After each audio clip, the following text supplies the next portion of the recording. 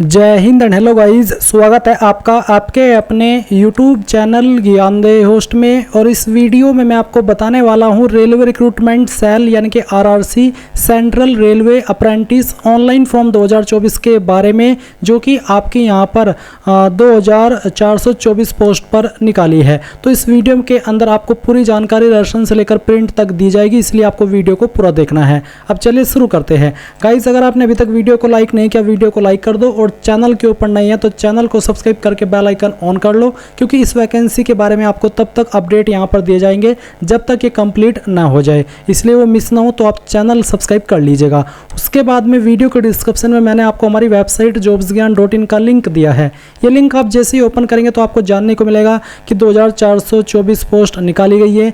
Age limit 15 से 24 साल रखी गई है। Fees general OBC EWS candidate को 100 रुपये, SC ST and all category female के लिए कोई फीस नहीं है। एंड यहाँ पर आप ऑफिशियल नोटिफिकेशन से भी सेम जानकारी जान सकते हैं, जहाँ पर जानने को ये भी मिलेगा कि 16 जुलाई 2024 से लेकर के 15 अगस्त 2024 तक आप फॉर्म को भरेंगे। और फिर आप यहाँ पर नीचे करके आपके वर्कशॉप देखेंगे, कौन से ट्रेड में किस वर्कशॉप में कौन सी कैटेगरी में कितनी वैकेंसी है, ये सब इन्फॉर्मेशन आप यहाँ पर इस PDF से अच्छे से चेक कर सकते हैं। अप्लाई करने के लिए 10वीं पास की योग्यता, और जिस भी ट्रेड में आपको अप्लाई करना है उसी ट्रेड में आपके पास ITI की योग्यता होनी चाहिए। स्टाइपेंड आपको क्या मिलेगा वो भी आप यहाँ पर देख लीजिए। आपको यहाँ पर नेशनल और state certificate holder 7000 per month stipend के रूप में पाएंगे, क्योंकि ये अप्रेंटिस से कोई जॉब नहीं है। एंड ये सभी इन्फॉर्मेशन चेक करने के बाद में आप इंपॉर्टेंट लिंक के सेक्शन में आइए और अप्लाई ऑनलाइन लिंक ओपन कीजिए। आपके सामने वेबसाइट आ जाएगी। यहाँ पर आने के बाद में आप क्लिक किया टू रजिस्टर, इसके ऊपर क्लिक करेंगे और आपके सामने ये वाला इंटरफेस आएगा। अब आपको यहाँ पर सिलेक्ट करना है कि आप कौन सी स्टेट से बिलोंग करते हैं। वो स्टेट सेलेक्ट करने के बाद बताइए कि आपके पास आधार कार्ड नंबर है या फिर आपने आधार कार्ड के लिए अप्लाई किया है। तो अगर आधार कार्ड है, आप ये सिलेक्ट करके जो भी आपका आधार कार्ड का नंबर है वो यहाँ पर डाल दीजिए। फिर आपको यहाँ पर आपका पूरा नाम डालना है 10th के सर्टिफिकेट के अकॉर्डिंग। फिर आप यहाँ पर आपके फादर का नेम डालेंगे। अगर आपकी शादी हो चुकी है तो आप यहाँ पर आपके पति का नाम एंटर करेंगे। इसके बाद आपको आपका जेंडर सेलेक्ट करना है। कास्ट कम्युनिटी कौन सी है, SC ST OBC UR जो भी है वो आप सेलेक्ट कर लीजिए। उसके बाद ईमेल ID डालिए, मोबाइल नंबर डालिए। डेट ऑफ बर्थ आपकी क्या है वो यहाँ पर आप कैलेंडर के ऊपर क्लिक करके सिलेक्ट कर लेंगे। तो जो भी ईयर है पहले आपको यहाँ पर वो सिलेक्ट करना है। उसके बाद में आपको आपका मंथ और फिर यहाँ से डे, तो आपका डेट ऑफ बर्थ आ जाएगा। उसके बाद गाइस यहाँ पर आप बताइए कि आप फिजिकली हैंडीकैप यानी कि विकलांग है। अगर हाँ तो यस, नहीं तो आप नो करेंगे। फिर नीचे आएंगे, पूछा कि क्या आप एक्स सर्विसमैन है। अगर हाँ तो यस, नहीं तो आपको नो करना है।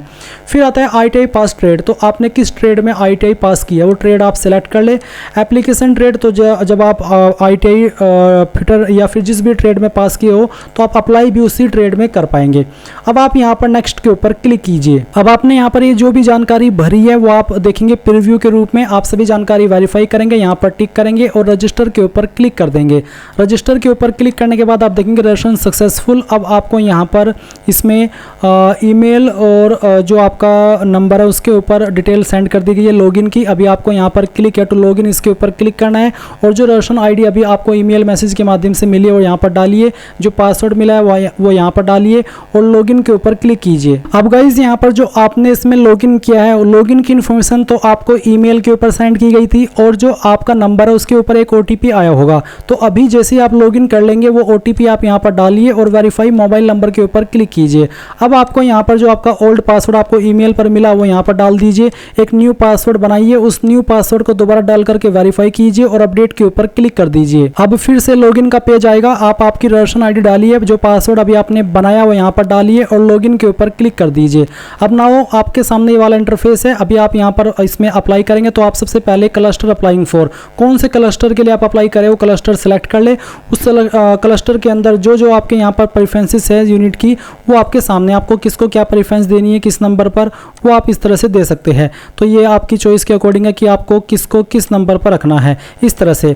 और फिर आप यहाँ पर सेव एंड प्रोसीड के ऊपर क्लिक कीजिए। अभी आप यहाँ पर जो आपकी क्वालिफिकेशन की जानकारी है वो भरेंगे। तो यहाँ पर बोला है please fill in the details SSC standard or equivalent. Candidate shall enter their marks with respect to all the subject for standard 10th examination in which he/she appeared and marks have been awarded. Do not follow criteria such as best of 4, best of 5. यानी कि जितने भी subject आपके पास 10वीं के अंदर थे सभी सब्जेक्ट के नंबर आपको देने, किसी बेस्ट ऑफ 4 या फिर बेस्ट ऑफ 5 के नहीं देने। किस बोर्ड से आपने आपकी 10वीं पास की और बोर्ड आप यहाँ पर सिलेक्ट कीजिए। अगर इसमें नहीं है तो अदर के ऊपर क्लिक कीजिए और खुद से आपके बोर्ड का नाम यहाँ पर भर दीजिए। फिर आपको यहाँ पर आपके स्कूल कॉलेज का नाम देना है जहाँ से आपने आपकी 10वीं पास की है, और उसके बाद में बताना कि किस साल के अंदर आपने आपकी 10वीं पास कर ली थी। ये बताने के बाद में आप यहाँ पर 10वीं का जो सर्टिफिकेट नंबर है या फिर जो मार्कशीट नंबर है वो यहाँ पर डाल दीजिए।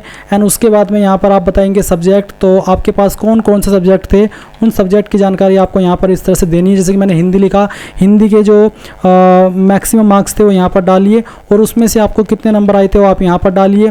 फिर आप यहाँ पर इसमें ऐड क्वालिफिकेशन इसके ऊपर क्लिक कीजिए। आपका सब्जेक्ट यहाँ पर ऐड हो चुका है। सेम वे में जो आपका अगला सब्जेक्ट था उसकी जानकारी आप यहाँ पर सेम तरीके से भरेंगे जैसे कि मैंने आपको यहाँ पर भर करके बताई है। तो इस तरह से आप एक एक करके जो भी आपके पास सब्जेक्ट थे वो भर दीजिए। तो गाइज मैंने यहाँ पर अपने सभी 10वीं के सब्जेक्ट भर दिए हैं, आपको भी सेम तरीके से भरने होंगे और फिर आप यहाँ पर आपकी परसेंटेज कितनी बनती है वो भी देख लेंगे।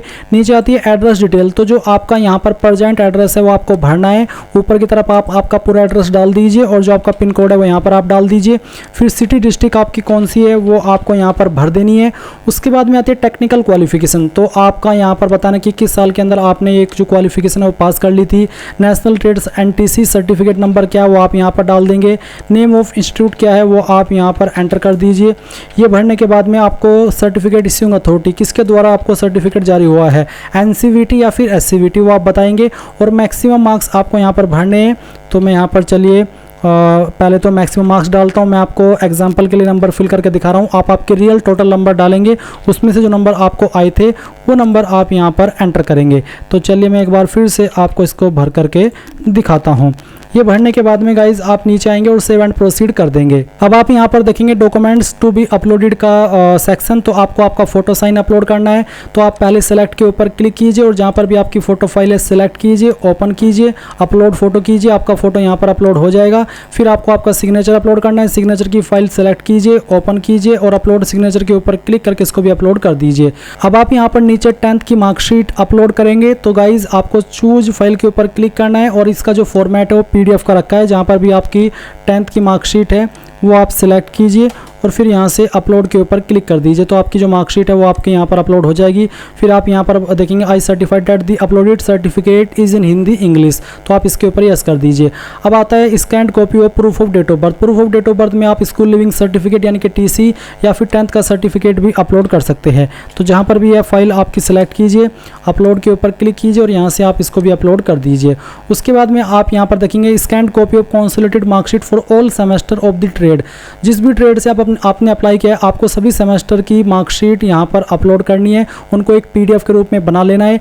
गूगल के अंदर आपको इमेज टू PDF सर्च करना होगा और ये सर्च करने के बाद पहली वेबसाइट जो आपके सामने आएगी वो आपको ओपन करनी है और उसको ओपन करने के बाद में आपको यहाँ पर जो भी आपके ITI के जो मार्कशीट है वो सभी मार्कशीट के इमेज अपलोड कर देने हैं और फिर इसको एक क्लिक में PDF के रूप में कन्वर्ट कर लेना है। उसके बाद गाइज यहाँ पर आप बाकी के जो सर्टिफिकेट अपलोड करेंगे जैसे कि यहाँ पर नेशनल ट्रेड सर्टिफिकेट NCVT या SCVT के द्वारा आपका कास्ट सर्टिफिकेट अगर आप SC ST OBC है और फिर आप सेव एंड प्रोसीड करेंगे। अब आपने यहाँ पर जो भी जानकारी शुरू से लेकर अभी तक भरी है उसका प्रीव्यू आपके सामने है। आप सभी जानकारी यहाँ पर चेक कर ले। जब आपको लगे कि सभी जानकारी सही है तो आप यहाँ पर इनके ऊपर टिक कीजिए और उसके बाद में आप यहाँ पर सबमिट कर दीजिए। सबमिट करने के बाद आप देखेंगे आपका फॉर्म सबमिट हो चुका है और अब आप डाउनलोड एप्लीकेशन के ऊपर क्लिक करके आपका एप्लीकेशन फॉर्म का PDF डाउनलोड कर लीजिएगा।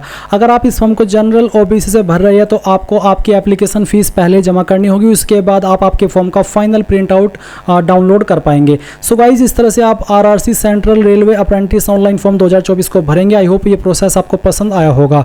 So thanks for watching. जय हिंद।